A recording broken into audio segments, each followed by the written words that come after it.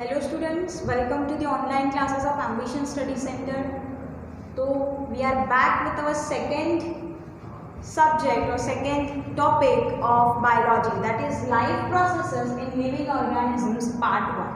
ये आपका second chapter है, ठीक है। बायोलॉजी का सेकेंड चैप्टर है life processes in living organisms part 1, जो हम आज के इस टॉपिक में शुरू करने वाले हैं। उसके पहले आप लोग क्या करेंगे, अपनी अटेंडेंस लगा देंगे। बेटा कमेंट बॉक्स में जाके अपनी अटेंडेंस लगा दीजिए सब। So we will start with our today's topic. आज का topic life processes in living organisms part 1। सो सबसे पहले हमको समझने की जरूरत है कि लाइफ प्रोसेसेस मतलब क्या, what our life processes, what our life processes. Life processes मतलब इतना तो कुछ समझ में आ रहा है, लाइफ से रिलेटेड। लाइफ से रिलेटेड मतलब क्या बेटा, ऐसी प्रोसेसेस जो बहुत ज़्यादा ज़रूरी है लाइफ कंटिन्यू करने के लिए। ऐसी प्रोसेसेस जो डेली हमारे बॉडी में या रेगुलरली हमारे बॉडी में होते रहती है, जिसके बिना एक दिन भी जीना पॉसिबल नहीं है, ऐसे प्रोसेसेस को हम कहते हैं लाइफ प्रोसेसेस। तो क्या आप कुछ लाइफ प्रोसेसेस के नाम बता सकते हैं? Yes of course, digestion, respiration, है ना, अगेन ब्लड सर्कुलेशन, ये सारी प्रोसेसेस जो है, एक्सक्रीशन, ये सारी लाइफ प्रोसेसेस है, क्योंकि इनका नॉर्मल तरीके से डेली काम करना बहुत ज़रूरी है, तब जाके एक इंडिविजुअल हेल्दी जिंदा रह सकता है ना।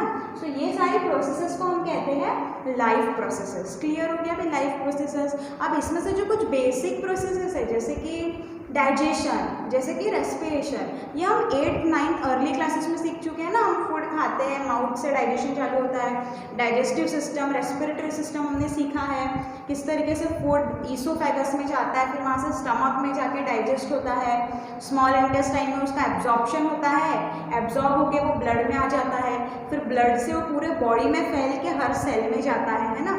उसके बाद में स्मॉल इंटेस्टाइन के बाद में जो बचा हुआ फूड है वो लार्ज इंटेस्टाइन में जाता है, वहाँ भी कुछ एब्जॉर्प्शन होता है, and then the remaining waste matter is remove from our body. इस तरीके से डाइजेशन होता है, ये हम देख चुके हैं अर्लियर क्लास में।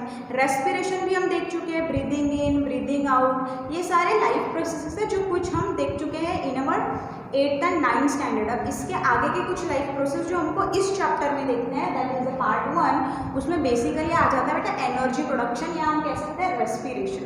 क्लियर होगा आपका आगे में, ठीक है। Basically energy production. उसके बाद में हमको देखनी है सेल डिवीजन। सेल डिवीजन भी बहुत जरूरी है ना, it is also life process. You can say why, because हमको कोई घाव हो गया तो घाव भर रहा है, मतलब वहाँ नए सेल फॉर्म हो रहे हैं, नए सेल फॉर्म हो रहे हैं, मतलब सेल डिवीजन हो रहा है ना।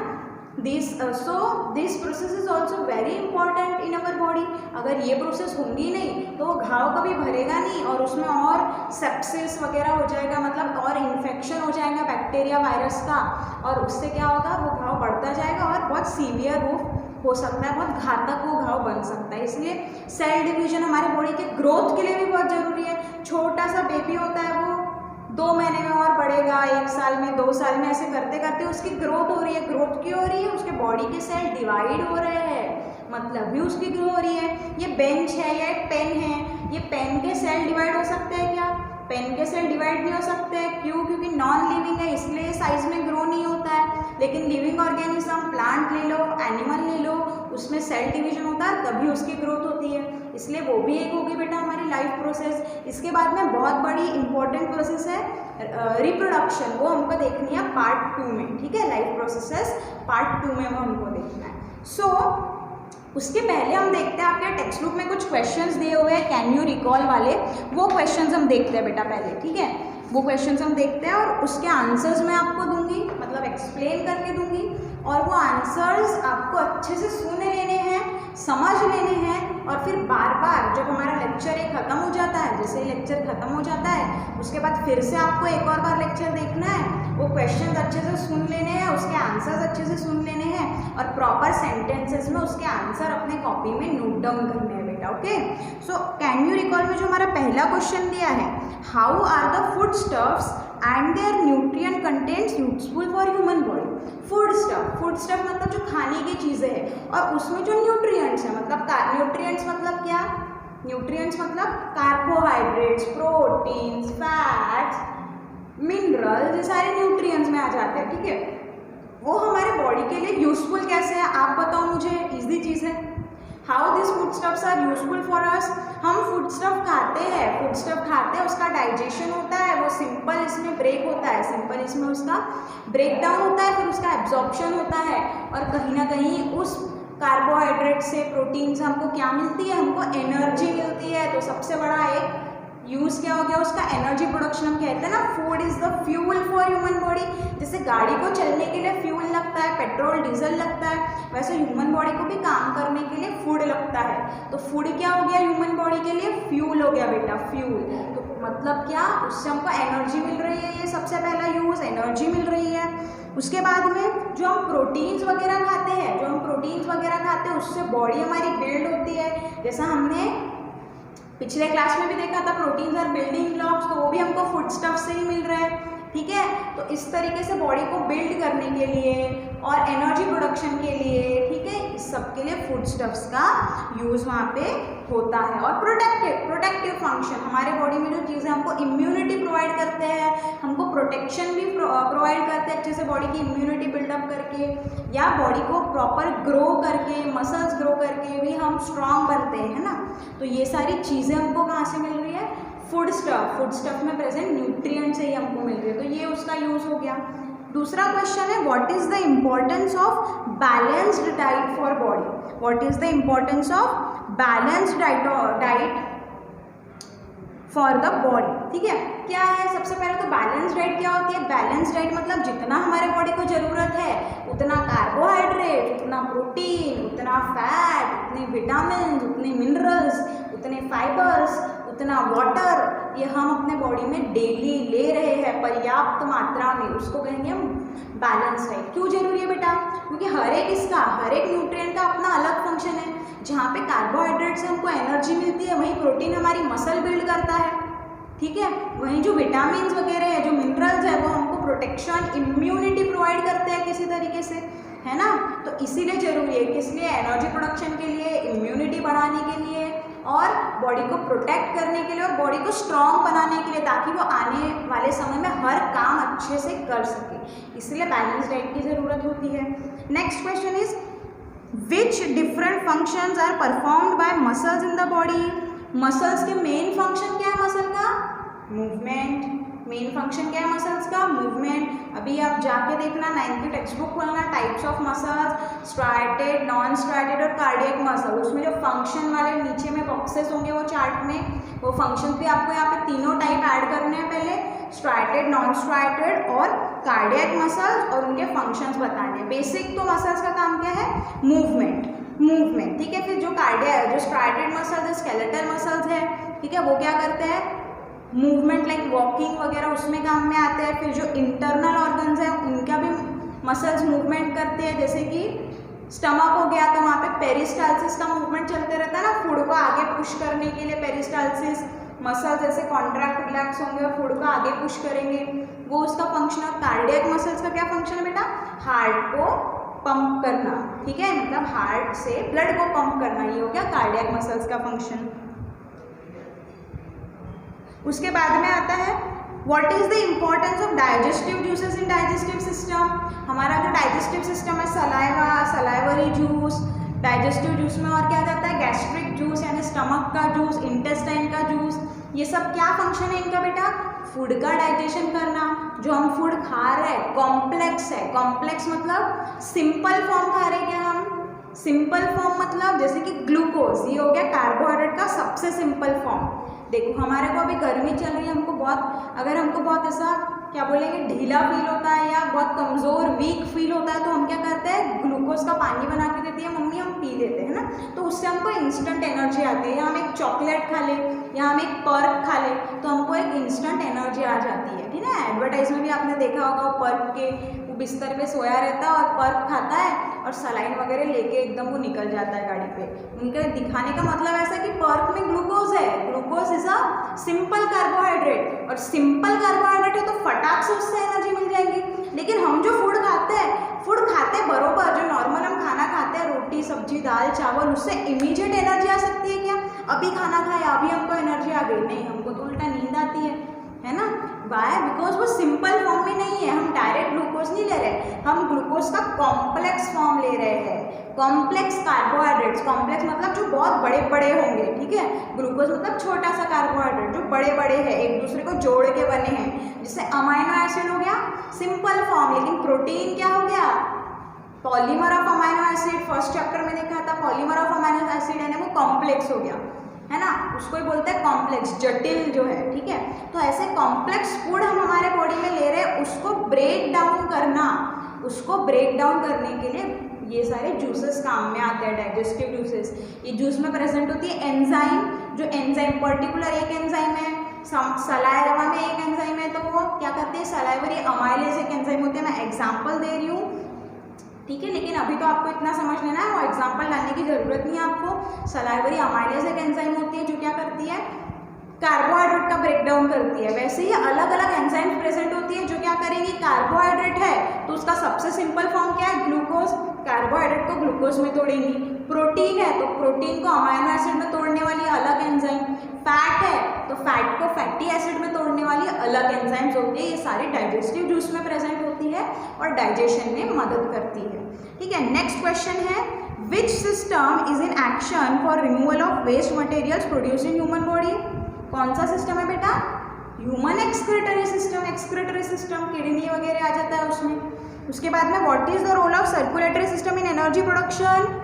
सर्कुलेटरी सिस्टम का एनर्जी प्रोडक्शन में क्या रोल है? सर्कुलेटरी सिस्टम क्या करता है, ब्लड सर्कुलेट करता है बॉडी में, और हमको पता है फूड ब्लड के थ्रू ही हर सेल तक पहुंचता है ना, फूड ब्लड के थ्रू ही हर सेल तक पहुंचता है।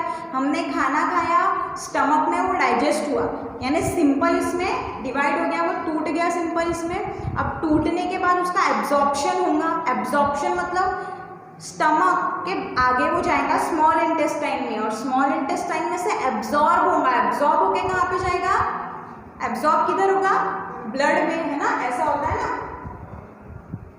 ये समझ लो हमारा ईसोफेगस है, फिर ये हमारा स्टमक है, फिर स्टमक के बाद में हमारा स्मॉल इंटेस्टाइन आएगा। तो ये फूड यहाँ पे आया है, यहाँ पे फूड है, फूड एब्जॉर्ब होके किधर जाएगा, फूड यहाँ से एब्जॉर्ब होके यहाँ पे क्या होती है, ब्लड वेसल्स रहेंगे आजू बाजू में, ब्लड वेसल्स, तो फूड एब्जॉर्ब होके ये ब्लड में चला जाएगा, ब्लड में ही जाता है ना। और अनएब्जॉर्ब चीज, जो चीज़ एब्जॉर्ब नहीं हुई है वो आगे बढ़ जाती है। ये मैं आपको बस समझने के लिए बता रही हूँ, ये सारी चीज़ें हम छोटे क्लासेस में 8th में 9th में पढ़ चुके हैं। अगर किसी को अभी भी इस चीज़ में दिक्कत है बेटा, तो इट इज़ हाई टाइम आप अभी भी अपने कंसेप्ट्स क्लियर कर सकते हो। Why? Because you have plenty of time, you have whole 24 hours in your hand, है ना। अभी तो हम 24 घंटे घर पे बैठे हैं, और किसी को सही में अपने आप को इम्प्रूव करना है तो यही सही समय है बेटा। अभी आपको अगर ये डाइजेशन ये सारी चीज़ें नहीं आती है तो घर में पढ़ी हुई 8th की टेक्स्ट बुक निकालो, आई थिंक 8th में दिया है आपको या 9th में, डाइजेशन का प्रोसेस निकाल के एक बार पढ़ लो तो आपको सारा फिर से अच्छे से याद में आ जाएगा। तो अभी मैं फिर से बता ही दे रही हूँ, वैसे भी रिवाइज मैंने करा दिया है। स्टमक से फूड एब्जॉर्ब होके कहाँ पे आई, ब्लड में, फूड एब्जॉर्ब होके ब्लड में आया सिंपल फॉर्म में, और ये ब्लड पूरे बॉडी में फैला रहा है ना। यानी सर्कुलेटरी सिस्टम का क्या रोल हो गया बेटा, आप ही बताओ मुझे। एनर्जी प्रोडक्शन में क्या रोल हो गया, एनर्जी तो किससे बनने वाली है, फूड से बनने वाली है, लेकिन एनर्जी बनाता कौन है, याद करो, power house of cell, power house of cell mitochondria. Energy produce कौन कर रहा है, माइटोकॉन्ड्रिया एनर्जी प्रोड्यूस कर रहा है, लेकिन एनर्जी प्रोड्यूस कहाँ से होगी, एनर्जी प्रोड्यूस होगी फूड से। तो फूड सेल तक पहुंचाना पड़ेगा क्योंकि माइटोकॉन्ड्रिया सेल के अंदर है, तो फूड को सेल तक पहुंचाने का काम कौन करता है, ब्लड, क्योंकि स्मॉल इंटेस्टाइन से अभी फूड कहाँ पे आ गया, एब्जॉर्ब होके ब्लड में आ गया। ब्लड उसको पूरे बॉडी में सर्कुलेट करके हर सेल तक पहुंचाएगा एनर्जी बनाने के लिए। जैसे ही हर सेल में पहुंचा, हर सेल में माइटोकॉन्ड्रिया है, every cell has mitochondria, mitochondria तक हर सेल तक फूड पहुंच गया, तो वहाँ से क्या करेगा माइटोकॉन्ड्रिया, एनर्जी प्रोडक्शन करेगा। उसके अलावा ऑक्सीजन भी पहुँचाता है हमारा ब्लड, ब्लड है ना, ब्लड कैरीज ऑक्सीजन, देखा हमने, ब्लड कैरीज ऑक्सीजन। तो ये ऑक्सीजन भी हर सेल तक पहुंचाने का काम कौन करता है, हमारा सर्कुलेटरी सिस्टम, हमारा सर्कुलेटरी सिस्टम। और एनर्जी प्रोडक्शन में ऑक्सीजन का भी बहुत बड़ा रोल है। अगर ऑक्सीजन प्रेजेंट है तो ही एनर्जी प्रोड्यूस हो सकती है, वो देखेंगे हम आगे में कैसे है रोल, ठीक है, ये सब हमको देखना ही है। अभी इतना क्लियर हो गया। नेक्स्ट क्वेश्चन है, how are the various processes occurring in human bodies control in how many ways, किस तरीके से कंट्रोल हो रही है? कंट्रोल एंड कोऑर्डिनेशन, याद करो कंट्रोल एंड कोऑर्डिनेशन दो तरीके का है, नर्वस कंट्रोल और हार्मोनल कंट्रोल। ये सारा अभी चैप्टर ही पढ़ा है हमने पूरा 9th में, कंट्रोल एंड कोऑर्डिनेशन। तो वहाँ से बना लो ये आंसर, बता दो वहाँ पे एक लाइन में नर्वस सिस्टम क्या है, न्यूरॉन्स का बना हुआ है, नर्व इम्पल्सेस उसमें जनरेट होती है और एक जगह से दूसरे जगह जाती है। हार्मोनल कंट्रोल में क्या होता है, वेरियस एंडोक्राइन ग्लैंड्स है जो अलग अलग हार्मोन्स रिलीज करती है, जिसकी वजह से बॉडी में ग्रोथ और कंट्रोल एंड कोऑर्डिनेशन की एक्टिविटीज होती है। ठीक है, तो ये दो सिस्टम की वजह से control and coordination human body में अच्छी तरीके से हो पाता है बेटा। तो ये सारे जो 7 क्वेश्चंस है, इसके आंसर मैंने आपको पूरे अभी एक्सप्लेन करके बता दिए हैं। आपको अच्छे से समझ के इसको इंग्लिश में ट्रांसलेट करके अपने कॉपीज में लिख लेना, क्योंकि it is not possible for me to write down all the answers on board. ठीक है, बोर्ड पे लिखने के लिए मेरे को पॉसिबल नहीं है अभी। आपको अच्छे से समझ के इतना आप कर सकते हो। आई थिंक अभी आप 10th में आ गए हो बेटा, 10th में आ गए हो, इतना तो आप कर ही सकते हो। आपको अच्छे से समझ के सेंटेंस बना के इसके आंसर्स लिख लेने हैं। और एक बहुत इम्पॉर्टेंट चीज़, आप लोग मेरे को होमवर्क भेज रहे हो, मैं होमवर्क सबको चेक कर रही हूँ और मैंने कुछ लोगों को बताया भी है रिप्लाई करके। ठीक है, आप लोगों को इस तरीके, जिस तरीके से मैं शॉर्ट में लिखती हूँ ना एरो दे के, वैसे नोट्स प्रिपेयर नहीं करना है। जैसे मैंने वेस्टिजियल ऑर्गन में बहुत शॉर्ट में लिख के आपको समझाया था कि दो ग्रुप कैसे होते हैं, आपने वैसा का वैसा छाप दिया, वैसा नहीं करना है। मैंने आपको कितने अच्छे से बताया था कि आपको क्या करना है, पूरा टेक्स्ट बुक के थ्रू गो थ्रू करना है, टेक्स्ट बुक पढ़नी है और वहाँ से पूरे सेंटेंसेस के फॉर्म में नोट्स बनाने हैं। मैं जैसा बोर्ड पे लिखती हूँ वैसा शॉर्ट में नहीं करना है बेटा। मेरे पास टाइम भी लिमिटेड है और मेरे पास स्पेस भी लिमिटेड है। मैं पूरा आपको लिख के बोर्ड पे नहीं बता सकती हूँ, इसलिए मैं शॉर्ट में लिखती हूँ ताकि कोई पॉइंट मिस ना हो जाए और सारे पॉइंट्स अच्छे से कवर हो जाए। लेकिन एक्सप्लेनेशन मैं आपको पूरा दे रही हूँ, तो आपको टेक्स्ट बुक के थ्रू गो थ्रू करना है। वेस्टिजियल ऑर्गन पे बड़ा सा पैराग्राफ लिखना है आपको अच्छे से, क्योंकि आप ऐसे एरो वाइज लिखोगे बेटा तो क्या होगा, आप वैसे ही पढ़ोगे ना, 3 लाइन में आप वेस्टिजियल ऑर्गन लिख के खत्म कर रहे हो, एग्जाम में 3 मार्क के लिए वो आएगा आपको, तो क्या लिखोगे उस पर?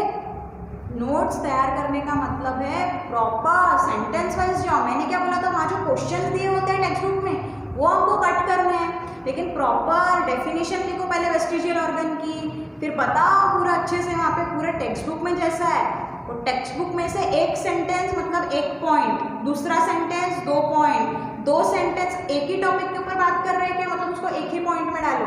समझ में आ रहा है? इस तरीके से पॉइंट वाइज पूरे सेंटेंसेस लिख के आपको नोट्स बनाने हैं। मैं जैसे शॉर्ट में लिखती हूँ वैसे नहीं करना है, क्योंकि आप पूरा लिखोगे अच्छे से तो ही आप अच्छे से उस चीज़ को लर्न करोगे, तो ही पेपर में अच्छे से लिखोगे और फुल मार्क्स मिलेंगे। ऐसे शॉर्ट में लिखोगे ना तो वो भी आपको आधा मार्क देके छोड़ देगा। Now it is up to you, आपको आधा मार्क चाहिए या 3 मार्क चाहिए, वरना फेल हो जाओगे आप। क्लियर हो रहा है? किस तरीके से नोट्स बनाने हैं, टेक्स्ट बुक पढ़ो, टेक्स्ट बुक में से पॉइंट्स निकालो और नोट्स बनाओ। जैसे मैं शॉर्ट में लिख रही हूँ वैसे कोई नोट्स बनाएगा नहीं। समझ में आ गया? अभी आप जो मेरे को नोट्स भेजोगे ये चैप्टर के पूरे पॉइंट वाइज और डिटेल्ड नोट्स चाहिए। अभी आप छोटे नहीं हो, अभी आपको हाथ पकड़ के लिखाने की ज़रूरत नहीं है। अभी भी आप सोच लो कि अभी आपको टाइम पास ही करना है क्या, आप मेरे को दिखाने के लिए वो नोट्स लिख के भेज रहे हो या खुद के हेल्प के लिए भेज रहे हो? आपको खुद के लिए करना है बेटा वो, ताकि आप आगे जब पढ़ो तो आपको बहुत अच्छे से समझ में आए वो चीज़। पॉइंट वाइज आपके पास लिखा रहे, पॉइंट वाइज आप लर्न करो और अच्छे से वो पेपर में लिख के आओ। इसीलिए आप नोट्स तैयार कर रहे हो, टाइम पास करने के लिए, हमको दिखाने के लिए नहीं। तो क्लियर हो गया अभी सबको नोट्स कैसे बनाना है?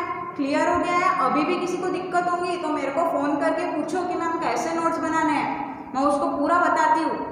ठीक है, लेकिन अभी इतना बताने के बाद तो क्लियर हो जाना चाहिए। जैसे मैं बोर्ड पे शॉर्ट में लिख रही हूँ वैसे नहीं लिखना है आपको, पूरे सेंटेंसेस के साथ में नोट्स तैयार करना है।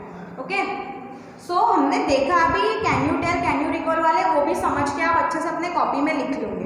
तो next we will see living processes and living organisms and life processes. अभी लाइफ प्रोसेसेस बॉडी में चलते रहती है, respiration, digestion, circulatory system, excretory system, ऐसे ऑर्गन सिस्टम्स हमारे बॉडी में है और वो अलग अलग प्रोसेस करते रहते हैं बेटा। अब ये सारी प्रोसेस कैरी आउट करने के लिए बॉडी को क्या चाहिए? बॉडी को चाहिए एनर्जी। बॉडी को क्या चाहिए? बॉडी को चाहिए एनर्जी, तो एनर्जी प्रोडक्शन। अब किस तरीके से ये सारी प्रोसेस एनर्जी प्रोडक्शन में कैसे पार्ट कर रही है? देखो एग्जाम्पल लेते हैं हम हमारा सर्कुलेटरी सिस्टम। जैसे पहले डिस्कस किया हमने, एनर्जी बनाने के लिए दो चीज़ों की ज़रूरत है। हम खाना क्यों खाते हैं? ताकि हमको एनर्जी मिले, है ना। तो सबसे पहले फूड, एनर्जी बनाने के लिए कौन सी दो चीज़ें चाहिए? Food. And second thing is your oxygen.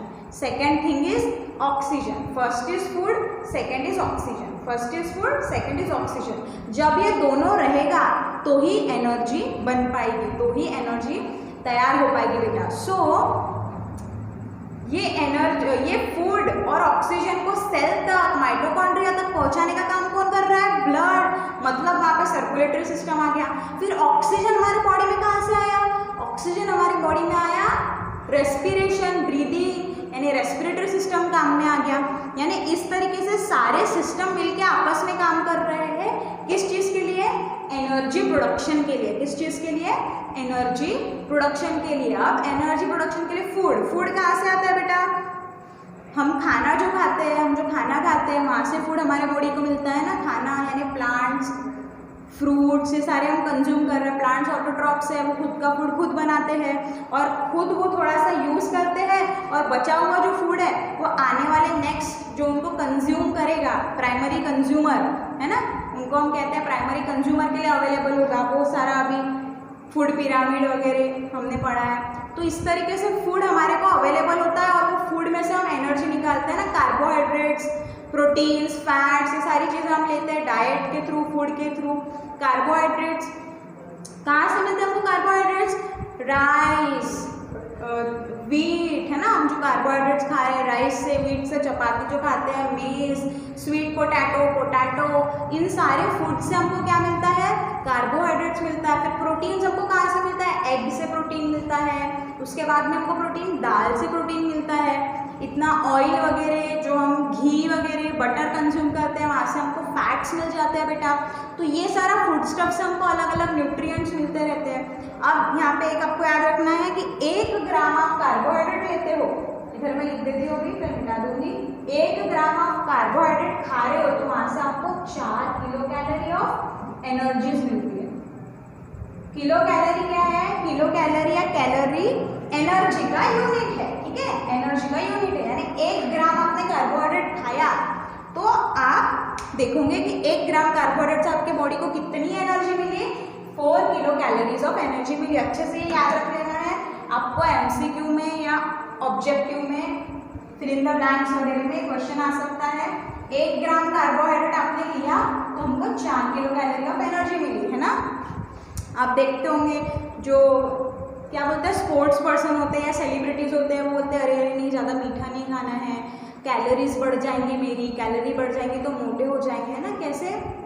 क्यों? क्योंकि हम मीठा या ज़्यादा खाना खा रहे हैं तो ज़्यादा कार्बोहाइड्रेट ले रहे हैं, ज़्यादा कार्बोहाइड्रेट ले रहे हैं तो ज़्यादा एनर्जी बन रही है। 4 किलो कैलोरीज ऑफ एनर्जी 1 ग्राम से, ऐसी कितनी सारी एनर्जी बन रही है। और हम कुछ एक्टिविटी ही नहीं कर रहे तो वो एनर्जी यूज़ में आ रही है क्या?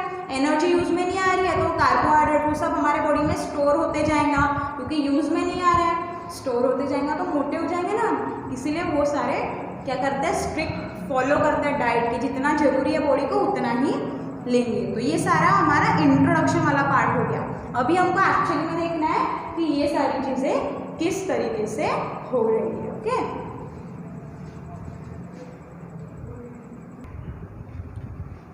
सो अभी हम देखते हैं कि एक्चुअली में ये एनर्जी प्रोडक्शन का प्रोसेस कैसे हो रहा है। तो आपको एक क्वेश्चन दिया है यहाँ पे, what is respiration, how does it occur.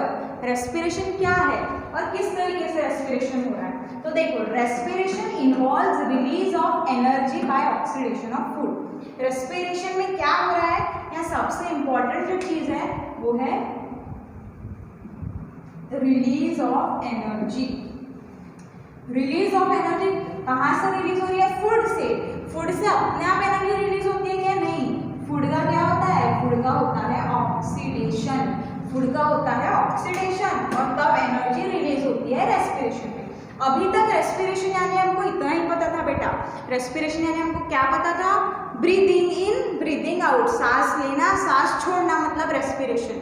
No, respiration मतलब उतना ही नहीं, वो तो रेस्पिरेशन का एक पार्ट है, वो तो रेस्पिरेशन का एक पार्ट है। रेस्पिरेशन का एक्चुअली मीनिंग होता है फूड में से एनर्जी निकालना।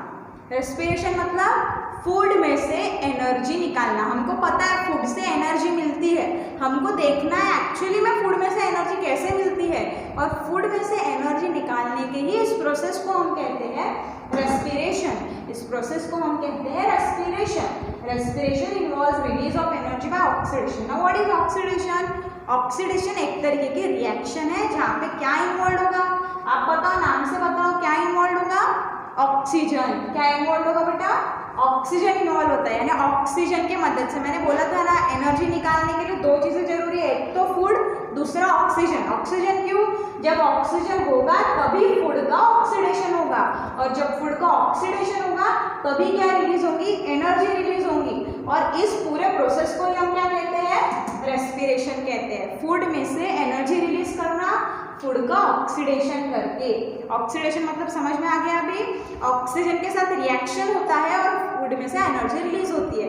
वो सब कैसे होता है वो हमको आगे में देखना है, ठीक है, वो हमको आगे में देखना है। तो देखो रेस्पिरेशन को हम दो पार्ट में डिवाइड कर सकते हैं, रेस्पिरेशन एट बॉडी लेवल और रेस्पिरेशन एट सेल लेवल, यानी सेलुलर रेस्पिरेशन, बॉडी रेस्पिरेशन ऐसा बोल सकते हो आप, ठीक है। या फिर इसको ब्रीदिंग आप सिंपली कह सकते हो। ब्रीदिंग मतलब ब्रीदिंग इन, ब्रीदिंग आउट, सांस लेना, सांस छोड़ना। क्या होता है जब हम ब्रीथ करते हैं? जब हम सांस लेते हैं तो हम सराउंडिंग में से एयर लंग्स में लेते हैं, जिसमें से ऑक्सीजन अंदर आ जाता है बॉडी के, और कार्बन डाइऑक्साइड हम सराउंडिंग में बाहर छोड़ देते हैं। यही हो रहा है, ऑक्सीजन अंदर ले रहे हैं बॉडी के और कार्बन डाइऑक्साइड रिलीज कर रहे हैं सराउंडिंग में। ये हो गया हमारा ब्रीदिंग। ये तो सिर्फ एक हिस्सा हो गया रेस्पिरेशन का, अभी तक हमको इतना ही पता था, ये सब एक हिस्सा हो गया रेस्पिरेशन का। रेस्पिरेशन का एक और दूसरा पार्ट होता है सेलुलर रेस्पिरेशन। सेलुलर रेस्पिरेशन मतलब क्या? फूड। फूड मतलब सिंपली हम ग्लूकोज ले लेते हैं अभी, क्योंकि कार्बोहाइड्रेट है ग्लूकोज, सबसे सिंपल कार्बोहाइड्रेट है, सबसे इजी, यानी सबसे जल्दी कौन ब्रेक हो जाएगा? ग्लूकोज। तो फूड ऑक्सीडाइज हो रहा है, अगेन हमने देखो ऑक्सीडाइज हो रहा है मतलब उसका ऑक्सीडेशन हो रहा है स्टेप बाय स्टेप, एक ही स्टेप में नहीं होता है, एक एक करके, टू रिलीज एनर्जी। किस लिए? एनर्जी रिलीज करने के लिए, in the form of ATP. Energy हमने पढ़ा है ना, mitochondria is the power house of the cell and ATP is the energy currency of the cell. तो एनर्जी किस फॉर्म में तैयार होती है? एटीपी के फॉर्म में। ये सब आगे देखना है हमको। एटीपी क्या है? एटीपी का फुल फॉर्म होता है एडेनोसिन ट्राइफॉस्फेट। एडेनोसिन ट्राइफॉस्फेट आगे देखना है अच्छे से, तो समझ लो। सेलुलर रेस्पिरेशन मतलब क्या? ये एक पार्ट हो गया, food is oxidise step by step to release energy in the form of ATP, ठीक है। ऑक्सीडेशन हो रहा है फूड का स्टेप बाय स्टेप, किस लिए? एनर्जी रिलीज करने के लिए। एनर्जी कौन से फॉर्म में? एटीपी के फॉर्म में। ऑक्सीडाइज हो रहा है मतलब क्या चाहिए? ऑक्सीजन चाहिए। फिर ऑक्सीजन कहाँ से मिला? ब्रीदिंग से मिला, है ना। तो ये एक हिस्सा हो गया इसका रेस्पिरेशन का, और ये दूसरा हिस्सा है। दोनों मिल के काम करेंगे तभी फूड में से एनर्जी रिलीज होगी, ठीक है। अब ये चीज हम देख चुके हैं, ये हम छोटे क्लासेस में पढ़ चुके हैं। ब्रीदिंग, रेस्पिरेशन कैसे होता है, रेस्पिरेटरी सिस्टम, और ये ग्लूकोज कैसे बना फूड से, ये डाइजेशन का पार्ट है बेटा, जो मैंने अभी आपको थोड़ी देर पहले रिवाइज कराया। खाना खा रहे हैं हम, खाने का ब्रेकडाउन हो रहा है, डाइजेशन हो रहा है, यानी कार्बोहाइड्रेट सिंपल फॉर्म में ब्रेक हो रहे हैं, प्रोटीन सिंपल फॉर्म में ब्रेक हो रहे हैं, फैट्स भी सिंपल फॉर्म में ब्रेक हो रहे हैं। और जब सिंपल फॉर्म में वो ब्रेक हो रहा है उसके बाद में उनका क्या हो रहा है? एब्जॉर्प्शन हो रहा है। एब्जॉर्ब होके वो कहाँ पे आ रहा है? ब्लड में आ रहा है। एब्जॉर्ब होके ब्लड में आ रहा है, ब्लड पूरे बॉडी में स्प्रेड हो रहा है, और पूरे बॉडी में स्प्रेड हो रहा है तो अपने साथ में वो फूड को भी लेके जा रहा है बेटा, अपने साथ में वो ऑक्सीजन को भी लेके जा रहा है। कहाँ पे लेके जा रहा है? हर सेल में लेके जा रहा है। हर सेल में जाने के बाद उसका क्या हो रहा है? सेलुलर रेस्पिरेशन हो रहा है, यानी उसमें से एनर्जी रिलीज हो रही है, उसमें से एनर्जी रिलीज हो रही है। क्लियर हो गया? अब ये मत पूछना कि मैम ऑक्सीजन कहाँ से आया या सेल तक फूड कहाँ से पहुंचा। अभी मैंने पूरी प्रोसेस आपको समराइज करके बता दी, कैसे ऑक्सीजन पहुंच रहा है, कैसे फूड पहुंच रहा है। वो हमारा रेस्पिरेटरी सिस्टम और डाइजेस्टिव सिस्टम, डाइजेशन कैसे हो रहा है, और ये ब्रीदिंग कैसे हो रही है, ये वो वाला पार्ट है जो हम 8th और 9th में कवर कर चुके हैं। अभी हमको क्या कवर करना है, ये वाला पार्ट कि वो फूड से ऑक्सीजन की मदद से एनर्जी कैसे बन रही है ना। वो सारे तो सिंपल चीजें थी, फूड का ब्रेकडाउन हुआ, एब्जॉर्प्शन हुआ, सेल तक पहुंचा, ब्रीद इन किया, ऑक्सीजन ब्लड में आया, सेल तक पहुंचा, ये छोटे क्लास में हम देख चुके हैं। अभी ऑक्सीजन और फूड की मदद से क्या बनानी है, एनर्जी बनानी है, एनर्जी बनानी है। तो अभी हमको यही देखना है कि एनर्जी कैसे तैयार होती है, यानी हमको सेलुलर रेस्पिरेशन अच्छे से डीप में पढ़ना है बेटा। ओके, सो हम देखेंगे सेलुलर रेस्पिरेशन के भी 2 पार्ट है। सेलुलर रेस्पिरेशन को दो पार्ट नहीं बोल सकते आप, 2 टाइप है। एक होगा एरोबिक रेस्पिरेशन और एक है एनारोबिक रेस्पिरेशन। एक है एरोबिक रेस्पिरेशन, एक है एनारोबिक रेस्पिरेशन। ठीक है, एरोबिक रेस्पिरेशन मतलब ऑक्सीजन इज इन्वॉल्व, यानी ऐसा cellular respiration, it is a type of cellular respiration in which energy is produced। energy तो produce हो रही है, in which energy is produced बोलो या release बोलो, energy is produced in the presence of oxygen। सबसे important चीज, in the presence of oxygen। ठीक है, डेफिनेशन लिख लो, आप लोग लिख लो या बना सकते हो, खुद ही बना सकते हो आप। ठीक है, सेलुलर रेस्पिरेशन की तो डेफिनेशन मैंने यहाँ लिख दी है, रेस्पिरेशन की भी लिख दी है। ठीक है, प्रॉपर आपको नोट्स बनाने हैं, जैसे मैं शॉर्ट में बना रही हूँ वैसे नहीं बनाने हैं। टेक्स्ट बुक पढ़ो, टेक्स्ट बुक रीड करो, प्रॉपर सेंटेंस तैयार करके नोट्स बनाओ और फिर मुझे भेजो। ओके, सो डेफिनेशन अगर आपको चाहिए तो हाँ, आप डेफिनेटली यहाँ से डेफिनेशन स्क्रीनशॉट करके निकाल सकते हो, लेकिन शॉर्ट में नहीं चलेगा, प्रॉपर डिटेल नोट्स तैयार करने हैं। ओके, सो सेलुलर रेस्पिरेशन का डेफिनेशन हो गया। एरोबिक रेस्पिरेशन पूछ दिया तो आप बना सकते हो ना। Aerobic respiration is a type of cellular respiration। Aerobic respiration is a type of cellular respiration in which energy is produced।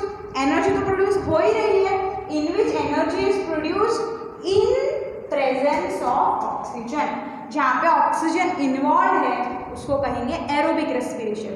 फिर आप ही मेरे को बताओ एनारोबिक रेस्पिरेशन मतलब क्या हो जाएगा। एनारोबिक रेस्पिरेशन मतलब हो जाएगा oxygen is not involved, यानी anaerobic respiration is a type of cellular respiration in which energy is produced in absence of oxygen। in absence of oxygen, जिसमें ऑक्सीजन बिल्कुल भी इन्वॉल्व नहीं है। समझ में आ गया?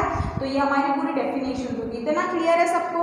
आपके टेक्स्ट बुक में एक ह्यूमन रेस्पिरेटरी सिस्टम का डायग्राम है, वो आप प्रॉपरली फिल कर लो। क्या क्या है वहाँ पे, नेजल कैविटी है, ओरल कैविटी है, फेरिंग्स है, लैरिंग्स है, ठीक है, लंग है, डायफ्राम है, ब्रोंकाई है, ठीक है, और वहाँ पे नीचे में एल्वियोला है। वो हमारा रेस्पिरेटरी सिस्टम का पूरा डायग्राम है। तो वो रेस्पिरेटरी सिस्टम का डायग्राम आप अच्छे से फिल कर लो। और क्या करोगे, 9th 8th की टेक्स्ट बुक से रेस्पिरेटरी सिस्टम के बारे में आप पढ़ भी लोगे, क्योंकि वो हमारा टॉपिक नहीं है बेटा, वो ये वाला पार्ट है जो हम छोटे क्लासेस में कवर कर चुके हैं। अभी 10th में तो हमको इस चीज़ पे फोकस करना है, इस चीज़ पे पूरे फोकस करना है, तो वो मैं डिटेल में ले रही हूँ। लेकिन वो जो पार्ट है वो आप थोड़ा सा टेक्स्ट बुक पढ़ के वो क्लियर कर लो, ठीक है। तो कर लेंगे सब लोग, वो डायग्राम फिल कर लेंगे और एक बार रीड भी कर लेना क्या फंक्शन है किसका, ईजिली आपको समझ में आ जाएगा, क्योंकि छोटे क्लासेस में हमको पढ़ चुके हैं। अभी हमको ये चीज़ अच्छे से करनी है। ओके, तो ये समझ में आ गया सबको क्या होता है बॉडी लेवल का रेस्पिरेशन, सेलुलर रेस्पिरेशन, उसका डेफिनेशन और ये 2 टाइप, एरोबिक और एनारोबिक रेस्पिरेशन, ठीक है। यहाँ पे कुछ क्वेश्चंस है वो हम सॉल्व कर लेते हैं। How many atoms of carbon, hydrogen and oxygen respectively present in a molecule of glucose. तो मैं यहाँ लिख देती हूँ ग्लूकोज का क्या फॉर्मूला है, इधर लिखती हूँ, ठीक है। ग्लूकोज का क्या फॉर्मूला है, C6H12O6। ये ग्लूकोज का फॉर्मूला है C6H12O6। मतलब कार्बन कितने हैं ग्लूकोज में, 6 atoms of carbon, 6 atoms of carbon.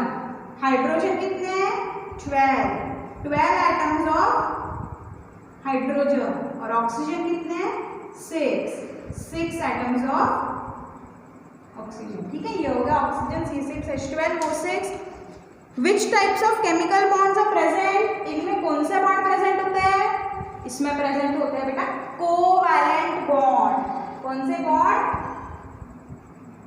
Covalent bond है ना, आयोनिक बॉन्ड वगैरह भी होते हैं, लेकिन इसमें नहीं होते होते हैं वो आयनिक बॉन्ड वगैरह याद कर लो थोड़ा सा 9th 8th का कंसेप्ट है ना।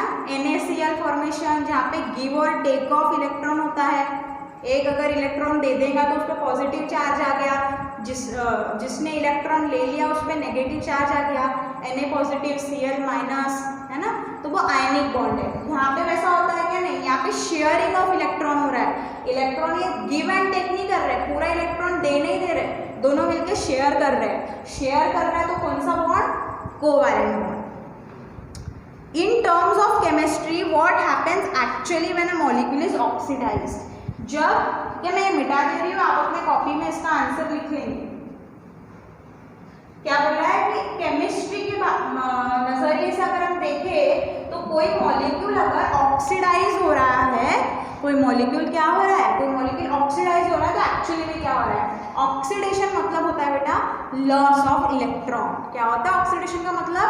Loss of electron. ठीक है, तो लिख लो, when a molecule gets oxidized it loses an electron, it loses an electron, when a molecule gets oxidized it loses an electron, उसी को कहते हैं ऑक्सीडेशन। अब उसने इलेक्ट्रॉन लूज किया, इलेक्ट्रॉन लूज किया मतलब एक नेगेटिव चार्ज उसमें से कम हो गया, तो उसके ऊपर में कौन सा चार्ज आ गया? Positive charge. ठीक है, तो जब भी ऑक्सीडेशन होता है तो वो इलेक्ट्रॉन लूज करता है और उसके ऊपर में पॉजिटिव चार्ज आ जाता है।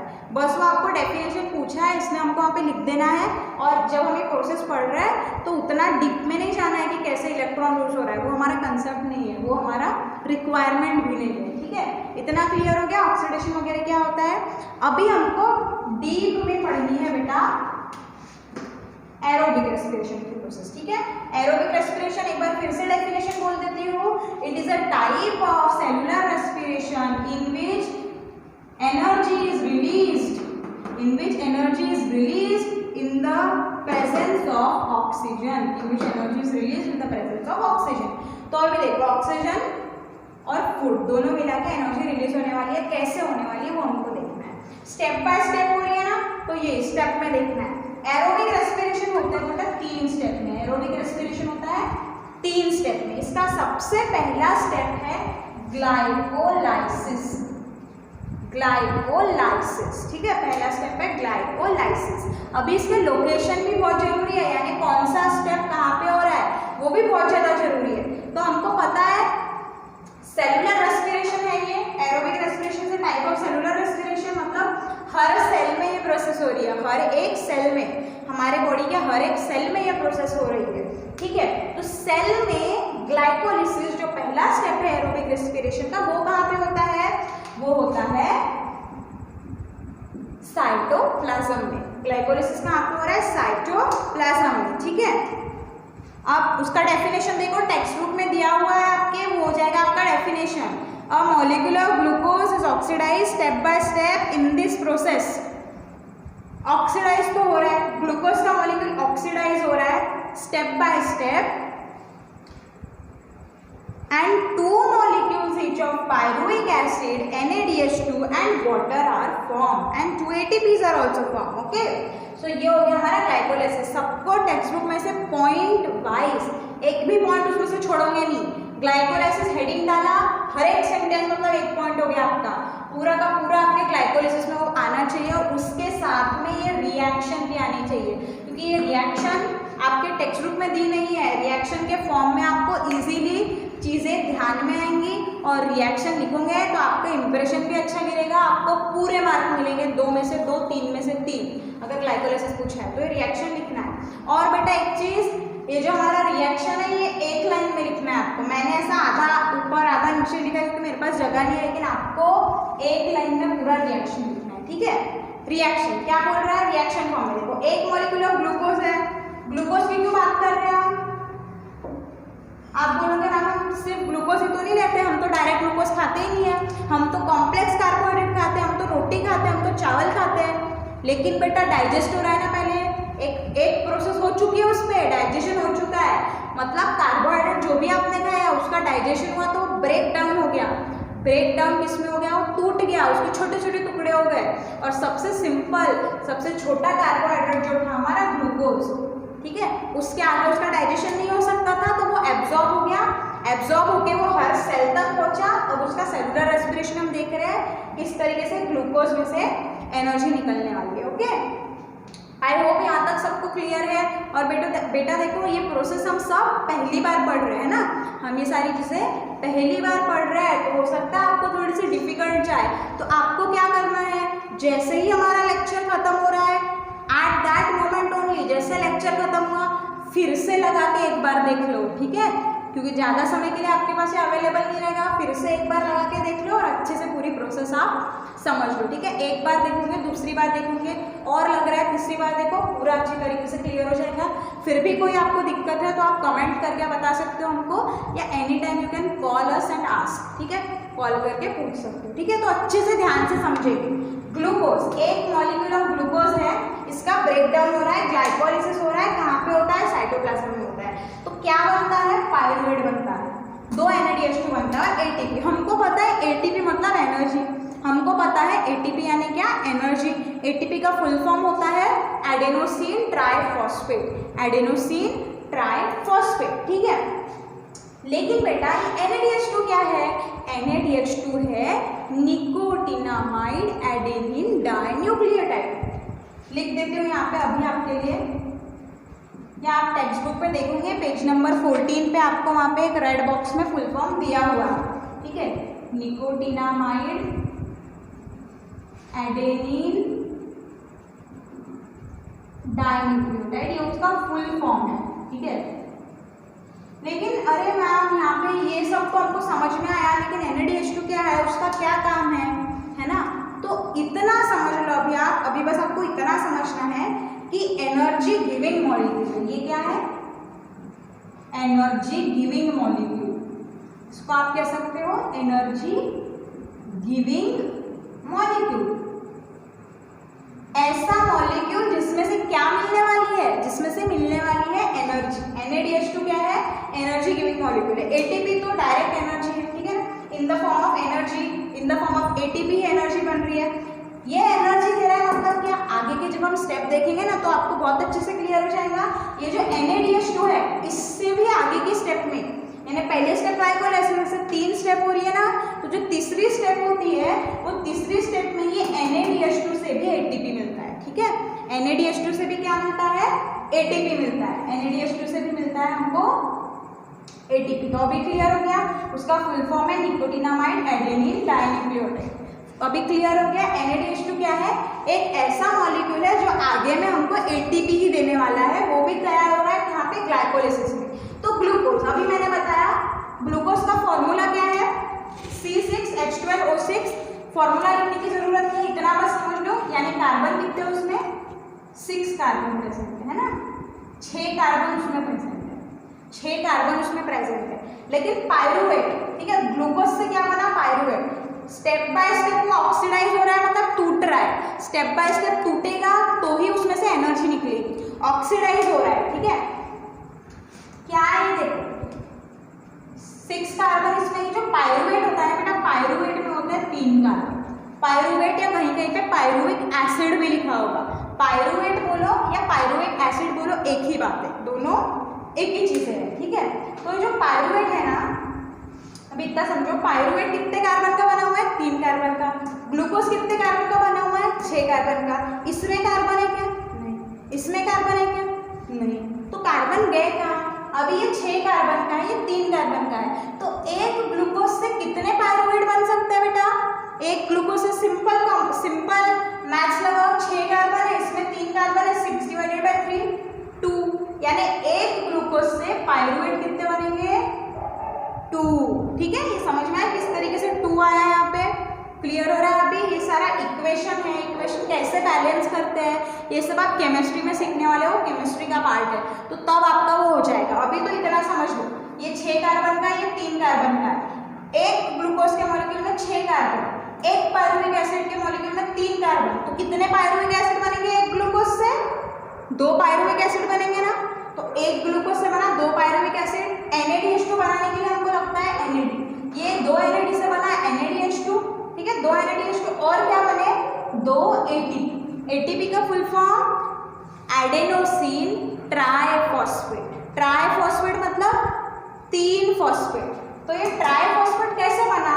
ये बना एडेनोसिन डाइफॉस्फेट से। यहाँ पे भी 2 होगा, ठीक है, एडेनोसिन डाइफॉस्फेट से। डाइफॉस्फेट मतलब 2 फॉस्फेट। इसमें कितने हैं? 2 फॉस्फेट है। इसमें कितने हैं? 3 फॉस्फेट है। तो 2 फॉस्फेट से 3 फॉस्फेट बनाने के लिए मेरे को 1 फॉस्फेट जोड़ना पड़ेगा। फॉस्फेट क्या है? कंपाउंड है, समझ लो। 1 फॉस्फेट जोड़ना पड़ेगा। तो 2 एडीपी से 2 एडीपी बनाने के लिए कितने फॉस्फेट जोड़ने पड़ेंगे? 2 फॉस्फेट। पीआई क्या है बेटा? पीआई मतलब इनऑर्गेनिक फॉस्फेट। इनऑर्गेनिक फॉस्फेट आप उसको कहते हो, ठीक है, इनऑर्गेनिक फॉस्फेट। यानी 2 एडीपी में 2 फॉस्फेट जोड़े तो 2 एटीपी बन गए, 2 एनएडी से 2 NADH2 बन गए और 1 ग्लूकोज से 2 पायरुविक एसिड बन गए। ये हो गया हमारा ग्लाइकोलिसिस।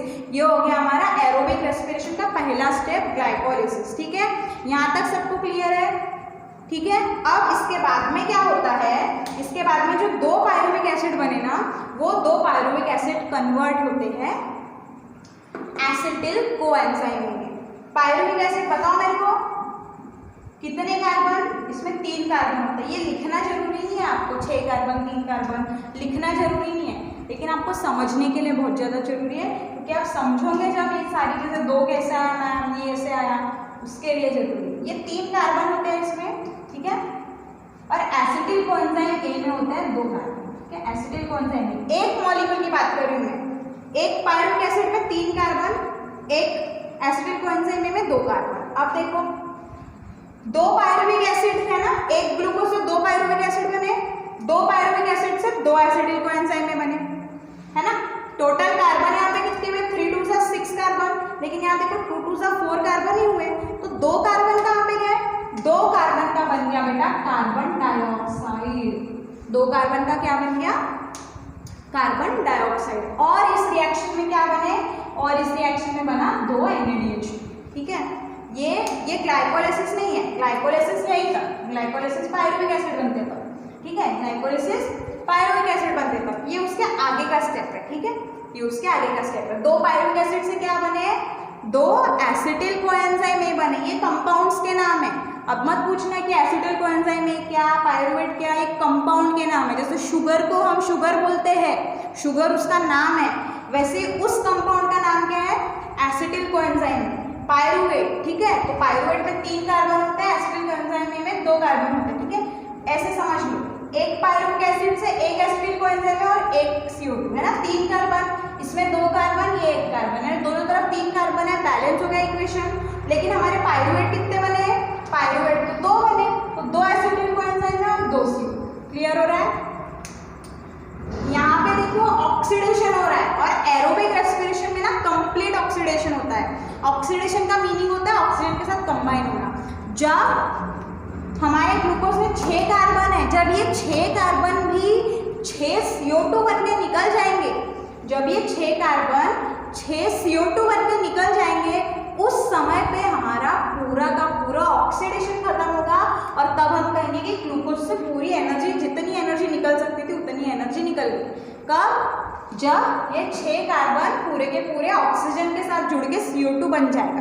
क्यों? क्योंकि हम बाकी ऑक्सीडेशन नहीं कर रहे हैं, इसलिए ऑक्सीजन के साथ जुड़ रहे हैं। अब समझ में आया ऑक्सीजन की क्यों जरूरत है? क्योंकि सारे कार्बन 6 कार्बन, आगे आगे देखो, हमने यहाँ पे एक और चीज पढ़ी है, स्टेप बाय स्टेप हो रही है। ऐसा नहीं मैम ये 6 कार्बन एक रिएक्शन हुआ 6 CO2 बनकर पूरी एनर्जी निकलती, no, it happens in 3 steps, 3 step लगती है। एरोबिक रेस्पिरेशन में देखना, पूरा आप टैली करोगे ना, तो ये 6 कार्बन जो हमने स्टार्ट में लिए थे, वो हर एक स्टेप में क्या होगा? किसी न किसी तरीके से CO2 बन के पूरे निकल जाएंगे। अभी समझ में आ रहा? अभी कार्बन कितने बचे हमारे पास? 4 कार्बन बचे, 2 × 2 4, और 2 CO2 निकल गए, और उसके साथ में 2 NADH2 बना। तो ये हो गई हमारी ग्लाइकोलाइसिस की प्रोसेस। क्लियर है सबको ग्लाइकोलाइसिस? एक बार फिर से बताती हूँ, कहाँ पे हो रहा है? साइटोप्लाज्म में। अब उसमें मत जाना बेटा कि मैम NADH2 कैसा है, कहाँ बनता है, क्यों बनता है, उतना हमारे काम का नहीं है, उसके केमिस्ट्री में मत जाओ, वो हमारे काम का ही नहीं है। वो मैं बताऊंगी तो भी आपको समझ में नहीं आने वाला है। आपको तो बस इतना ध्यान में रखना है कि NADH2 एनर्जी गिविंग मॉलिक्यूल है, NADH2 से भी आगे में ATP बनने वाला है, ठीक है। उतना ही हमारे काम का है, उतना ही ध्यान में रखो। फालतू का उसमें फालतू के उसके जड़ में जाने की ज़रूरत नहीं है और फालतू के क्वेश्चंस दिमाग में लाने की ज़रूरत नहीं है, ठीक है। अगर इसमें से जितना मैं बता रही हूँ उसमें से कोई दिक्कत है तो आप पूछ सकते हो, लेकिन वो फालतू की चीज़ें नहीं करनी है, ठीक है, क्योंकि वो ज़रूरत ही नहीं है। इतना बस समझ लो, जितना मैं बता रही हूँ उतना काफ़ी है। NADH2 एनर्जी गिविंग मॉलिक्यूल है, NADH2 से भी आगे में ATP बनते हैं, ठीक है, बस उतना हमारे काम का है। तो एक ग्लूकोज का मॉलिक्यूल है, ग्लाइकोलाइसिस में क्या हो रहा है, एक ग्लूकोज से 2 पायरुवेट बन रहे हैं, 2 NADH2 बन रहे हैं और 2 ATP बन रहे हैं। जब हम रिएक्शन फॉर्म में लिख रहे हैं तो 2 ATP बनेंगे इससे और 2 NADH2 बनेंगे इस, ठीक है, ये हो गया ग्लाइकोलाइसिस। अब ये जो 2 पायरुविक एसिड बने, 2 पायरुविक एसिड क्यों बने समझ में आया ना, क्योंकि ये 6 कार्बन का होता है, ये 3 कार्बन का होता है। 3 कार्बन, एक पायरुविक एसिड प्लस एक और पायरुविक एसिड बनेगा, यानी 3 + 3 6 कार्बन हो गए, इसलिए हमने आगे में 2 लगा दिया, मतलब 2 पायरुविक एसिड बन रहे हैं, ठीक है। अब ये 2 पायरुविक एसिड से नेक्स्ट स्टेप में बनते हैं 2 acetyl coenzyme A. Acetyl coenzyme A में, एक एसिटिल कोएंजाइम ए में 2 ही कार्बन होते हैं, एक पायरुविक एसिड में 3 ही कार्बन होते हैं, तो 3 से 2 कार्बन बने, मतलब एक कार्बन का क्या हुआ, एक कार्बन का CO2 बन गया, ठीक है। लेकिन 2 पायरुविक एसिड थे तो 2 एसिटिल कोएंजाइम है और 2 CO2 और साथ में 2 NADH2। इस तरीके से ग्लाइकोलाइसिस का प्रोसेस पूरा कवर हो रहा है हमारे बॉडी में। स्क्रीनशॉट ले लो, रिएक्शन ऐड करेंगे, लेकिन सिर्फ रिएक्शन लिख के खत्म नहीं करेंगे, टेक्स्ट बुक से प्रॉपर फुल सेंटेंसेस बना के नोट्स बनाने, ओके। सो आई होप सबको ग्लाइकोलाइसिस समझ में आ गया होगा बेटा। और थोड़ा सा डिफिकल्ट प्रोसेसेस है यहाँ पे, क्योंकि हम पहली बार ये सारी चीज़ें सीख रहे हैं, तो अच्छे से ध्यान से सुनो और लेक्चर खत्म होने के बाद आई वुड रिकमेंड कि एक और बार आप 2 बार ये सारी चीज़ें एक और बार देख लो तो अच्छे से क्लियर हो जाएगा, ओके।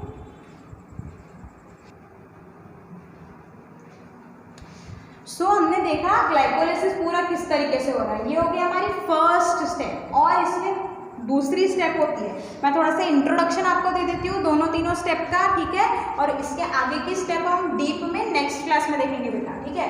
तो सेकेंड स्टेप जो होती है हमारी, वो सेकेंड स्टेप होती है try carboxylic acid cycle. Try carboxylic acid cycle, ये है हमारी दूसरी स्टेप। पहली स्टेप ग्लाइकोलाइसिस, दूसरी step try carboxylic acid cycle, और हमारी तीसरी स्टेप होती है electron transfer chain reaction. ETC में शॉर्ट में लिखती हूँ यहाँ पे, electron transfer chain reaction, electron transfer chain reaction. जब ये तीनों प्रोसेस कंप्लीट होंगी तब हम कहेंगे कि एक ग्लूकोज में से जितनी एनर्जी निकल सकती थी उतनी पूरी एनर्जी निकल गई, ठीक है, यानी ग्लूकोज कंप्लीटली ऑक्सीडाइज हो गया, कंप्लीटली ऑक्सीडाइज हो गया, ठीक है। तो प्रोसेस समझ में आई आपको। आज हमने क्या देखा, एक्चुअली में रेस्पिरेशन क्या होता है, इसके 2 पार्ट हैं, ठीक है। 2 पार्ट कौन से हैं, ब्रीदिंग वाला पार्ट और सेलुलर रेस्पिरेशन, और डाइजेशन भी यहाँ पे थोड़ा सा रोल में आ गया था, लेकिन वो प्रोसेस हम पूरी पहले देख चुके थे। हमको सेलुलर रेस्पिरेशन पढ़ना था, हमने देखा एरोबिक रेस्पिरेशन क्या होती है, एनारोबिक रेस्पिरेशन क्या होती है। मैंने डेफिनेशंस पूरी डिक्टेट की है, वो आपको पूरी लिख लेनी है। बोर्ड पे से जो जरूरी चीज़ है वो आपको स्क्रीनशॉट करके अपने नोट्स में ऐड करना है, लेकिन मोस्ट इंपॉर्टेंटली आपको टेक्स्ट बुक रीड करनी है, टेक्स्ट बुक से गो थ्रू करना है, थरोली गो थ्रू करना है, पूरा textbook point wise line to line पढ़नी है। जैसे ही आपका एक क्लास हो जाता है तभी बैठ के पढ़ो, जो हमने 7 क्वेश्चन के आंसर डिस्कस किए हैं वो पूरे आपको ऐड करने हैं बेटा, पूरे आपको लिखने हैं, प्रॉपर नोट्स बनाने हैं। जैसे ये हुआ ग्लाइकोलाइसिस पूरा लिख के तैयार होना चाहिए, पूरा प्रैक्टिस हो जाना चाहिए आपको रिएक्शन। कल के क्लास में जब आप आओ तो आज जितना पढ़ाया है उतना पूरा परफेक्ट करके आओ, तब जाके आपको नेक्स्ट इसमें बिल्कुल दिक्कत नहीं आएगी और आपके दिमाग पे बर्डन भी नहीं होगा। जब चैप्टर खत्म हो जाएगा ना तब आपको बहुत, अगर आपने कुछ पढ़ा नहीं है तो आपको बहुत टेंशन आएगा, दूसरा चैप्टर भी हो गया और मेरा कुछ प्रिपेयर नहीं हुआ है। तो आपको क्या करना है, आज जितना पढ़ा हमने 1 घंटे में उतना पूरा का पूरा आज ही प्रिपेयर कर लेना है, क्योंकि इसके बाद जब सेल डिवीजन आएगा वो प्रोसेस भी डिफिकल्ट है बेटा, वो प्रोसेस भी डिफिकल्ट है। तो आपको इसमें 2 अलग अलग चीज़ें पढ़नी है। तो आपके लिए ज़रूरी क्या है, सही कि आप जो जिस दिन पढ़ाया तब का तब प्रिपेयर करो। ये रिएक्शंस प्रॉपर तरीके से लिख के पूरी प्रैक्टिस करके तैयार कर लेनी है, तरीके से नोट्स बनाने हैं, सेंटेंस वगैरह लिख के। मैं जैसा शॉर्ट में लिख रही हूँ, अगर मेरे को किसी के भी नोट में अभी दिखा कि ग्लाइकोलाइसिस में उन्होंने रिएक्शन लिख के छोड़ दिया है तो देखो बेटा ऐसा नहीं चलेगा, आपको पूरा टेक्स्ट बुक में से पॉइंट्स निकाल के रीड करके वहाँ डालने हैं। उतना अभी आप कर सकते हो और उतना आपको करना ही पड़ेगा इफ आपको अच्छा स्कोर करना है तो, ठीक है। तो हमने ग्लाइकोलिसिस यहाँ पे देखा पूरा किस तरीके से ग्लाइकोलिसिस हो रहा है। उसके बाद में जो दूसरी स्टेप है वो है ट्राई कार्बोक्सिलिक एसिड साइकिल, ठीक है। TCA साइकिल भी उसको कहते हैं, क्रेब्स साइकिल भी उसको कहते हैं। वो कैसे होता है वो हमको नेक्स्ट क्लास में देखना है। और उसके बाद में तीसरी स्टेप होती है ETC, electron transfer chain reaction. जब ये तीनों स्टेप खत्म होंगी तब जाके हमारा एरोबिक रेस्पिरेशन खत्म होगा, तब जाके हमारा एरोबिक रेस्पिरेशन खत्म होगा, ठीक है। और देखो जैसे हमने यहाँ पे देखा ग्लाइकोलिसिस में पायरुविक एसिड बना, अभी जो पायरुविक एसिड बनाना या पायरुवेट बनाना वो दूसरे स्टेप में TCA साइकिल में एंटर नहीं कर सकता है, ठीक है। पायरुविक एसिड ट्राइकार्बोक्सिलिक एसिड में, ट्राइकार्बोक्सिलिक एसिड साइकिल में एंटर नहीं कर सकता है। तो इसीलिए सबसे पहले पायरुविक एसिड से क्या बन जाता है, बन जाता है एसिटिल कोएंजाइम A, उससे बन जाएगा एसिटिल कोएंजाइम A। और जब एसिटिल कोएंजाइम A बन जाएगा तो ये एसिटिल कोएंजाइम अभी इजीली दूसरे स्टेप में जा सकता है, ठीक है। इसीलिए यहाँ पे एक एक्स्ट्रा स्टेप हो गया। क्लियर हो रहा है, यानी आप बोल सकते हो कि एक तरीके से ये जो स्टेप है ये ग्लाइकोलाइसिस और दूसरी स्टेप ट्राइकार्बोक्सिलिक एसिड साइकिल को जोड़ रहा है, ठीक है। तो ये हमको एक बार फिर मैं कल आपको बता दूंगी और अच्छे से ये पूरा हम आगे के क्लास में पढ़ेंगे। उसके बाद में हम एनारोबिक रेस्पिरेशन लिखेंगे। सो आई होप आपको आज का पूरा समझ में आया है। कमेंट बॉक्स में जाके आप अपनी अटेंडेंस लगा देंगे। किसी को कोई दिक्कत है तो वो भी आप बोल सकते हो या कॉल करके भी आप पूछ सकते हो, ओके। सो आज का लेक्चर हम यहीं ख़त्म करते हैं। आज का पूरा आपको नोट्स बना के प्रिपेयर कर लेना है। Thank you.